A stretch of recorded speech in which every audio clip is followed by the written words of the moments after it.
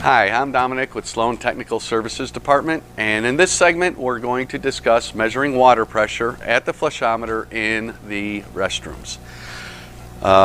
We have the A115A. This is designed for manual valves or sensor operated valves where the sensor is mounted on the side or the solenoid is mounted on the side, with the design being that we have the removable cover that is not interfaced with the sensor. The tools used are the same tools that we would use to work on or service a flushometer or even install a flushometer. Typically we're talking about smooth-jawed wrenches, no teeth, because we don't want to harm or dent or destroy the couplings and or the nice finish on the flushometers. Sloan offers the A50 wrench. It's not very long, and it's essentially two wrenches sandwiched together with all the facets involved for removing various couplings or servicing the valve, whether it's the handle or it's the coupling for the spud flange or even the cover. And other type wrenches are a pipe style wrench, and this one has smooth jaws, so this way once you fasten it to the coupling we're not putting any squeezing pressure on there. There's also the adjustable style, what is referred to as a spud wrench or a smooth-jawed wrench. And then the Sloan offers the A109. These are adjustable smooth-jawed wrench, and they're plier style.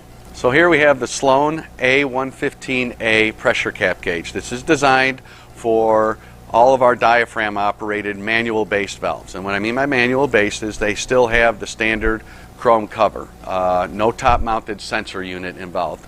Whether it's a manual valve or it has a side mount sensor operated unit or our 24 volt or 120 volt solenoid operated valve, we're going to use the pressure cap gauge on the top of the valve. First part to do is to make sure that we shut the water off at the valve.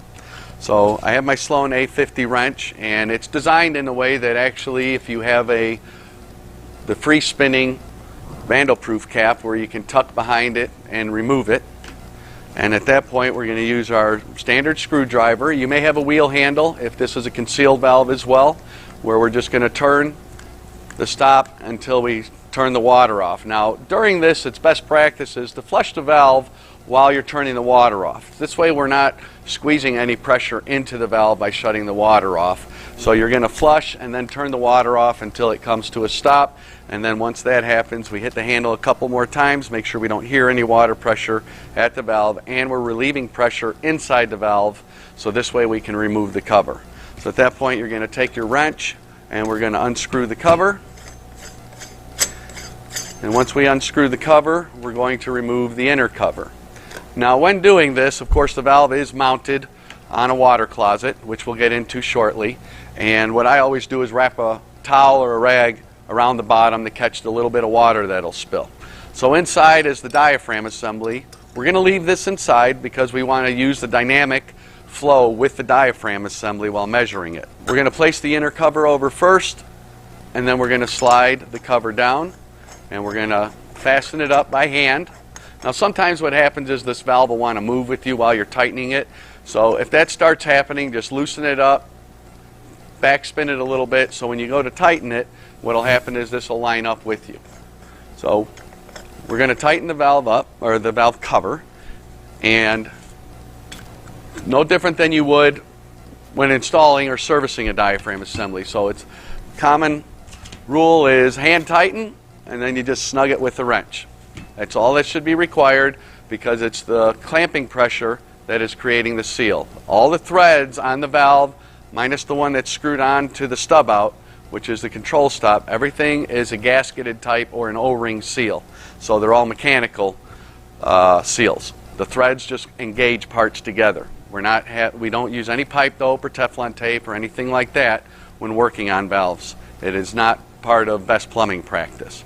So in this case here, I've got it tightened it up, and then what I'm going to do is slowly turn the water back on, and you will see that the valve will begin flushing and then it'll cycle itself off. And then once we do that, we'll get a pressure reading. Now the pressure cap gauge is designed for valves, again, 100 years old or new out of the box. And what we're doing with these is to assess the static pressure at the particular valve within the restroom, or the dynamic flow pressure, which is going to give you an approximate reading to give you an idea what the health or the capacity, the flowing capacity or dynamic pressure is within that area of the building. And the reason being is when you've got buildings that are tall, as you elevate water, you lose water pressure as you go up.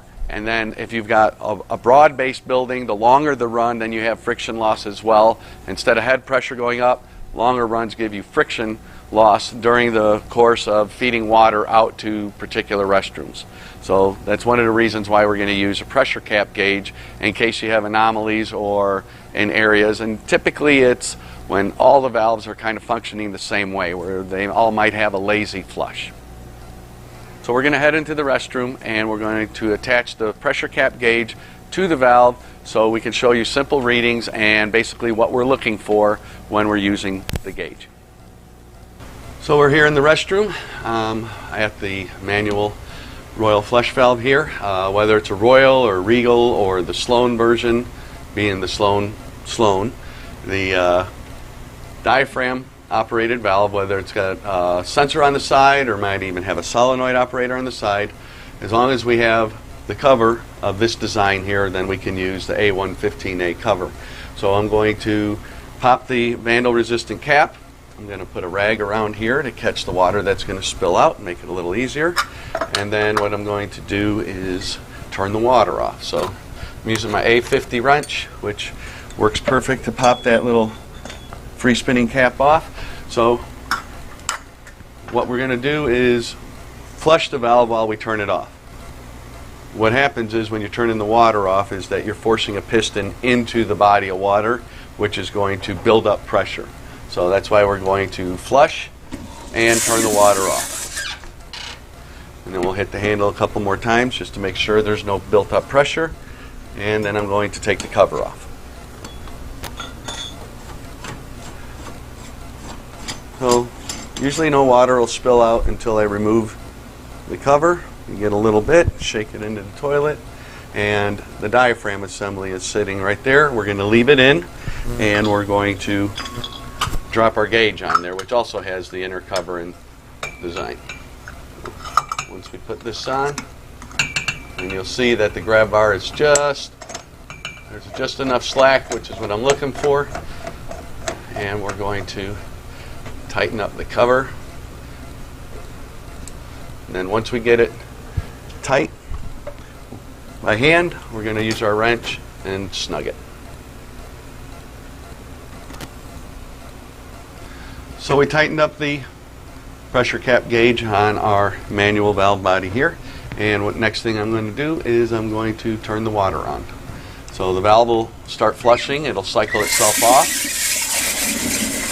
Again, about 1 1/4 turns open, and we watch the gauge steady to the static pressure, which is approximately 70 pounds. In order to purge all the air out of above the diaphragm here, it takes about 2 or 3 flushes. So we're going to flush it a couple of times, and this way we make sure we get all the air out that is above there, above the diaphragm, and this will give us an accurate static pressure reading, as well as now I can get an approximate flow pressure. So again, I'm open about 1 1/4 turns. When I flush, the needle is going to drop down, and a lot of times it may drop all the way down. That is that split second of when you flush the valve. What happens is there's a stroke of the diaphragm assembly, and we're not really going to read any pressure there until the relief valve inside straightens out, and that's what begins the peak flush and the shutdown cycle. So you'll watch the needle, it'll drop down and it'll bounce up a little bit. So right there, it's at that moment the needle rises back up. That's what we're looking for, which is the peak flowing pressure. We're right at about 20 pounds, and that's about what we want to be, because that's approximate measurement. It's roughly about 70% or so, but what this does is it's given us approximate flow pressure. And we're going to be reading a little less than what the actual flow pressure is. This is why it's an approximate pressure. But right at about 20 to 25 is where we want to be, because that's going to give us the best flush without excess splashing, or when the flush gets too aggressive, it can cause shredding, or it can cascade water out of the closet. So right now we're reading approximately 72 pounds. That's our static pressure. And we know when we flush, we're dropping down and we're coming back up right to about the 20 mark. If I come up a little bit, approximately 1 3/4 turns, the flush begins getting too aggressive and the water is starting to rise up in the bowl instead of finishing the trap. And you'll see where the pressure is. It's about 25 to 30. Toilets are designed to be maximum efficiency right around 25 pounds or so, so I'm going to drop it back down.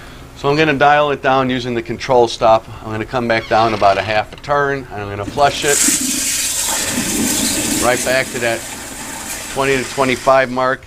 My flush is quieted up a little bit, and it's smoothing the flow right into the trapway instead of flowing around it, because God forbid there should be a run-on, that water can keep building up and cascade out, which is what we don't want. So I'm gauging the flush. It's all swirling down into the trap, and that's what I want. And my flow pressure is somewhere right around 20 to 25 pounds, which is good efficiency for the closet. And this way we're not robbing the whole system down when we flush just from this toilet, that it maintains a higher threshold in the system.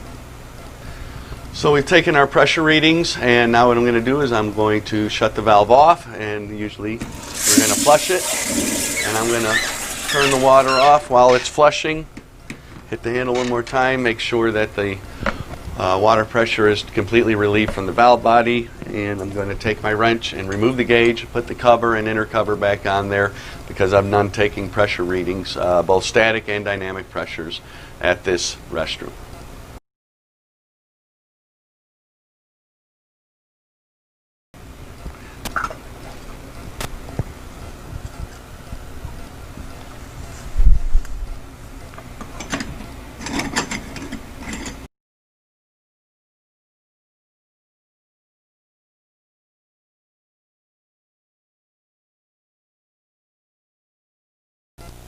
I removed the pressure cap gauge, and I put back the inner cover in the cover, hand tighten, snug it with the wrench, and now I'm ready to turn the water back on, right to where I was before. About 1 1/4 turns, we've got ourselves a nice smooth and efficient flush, and I was able to take my pressure readings.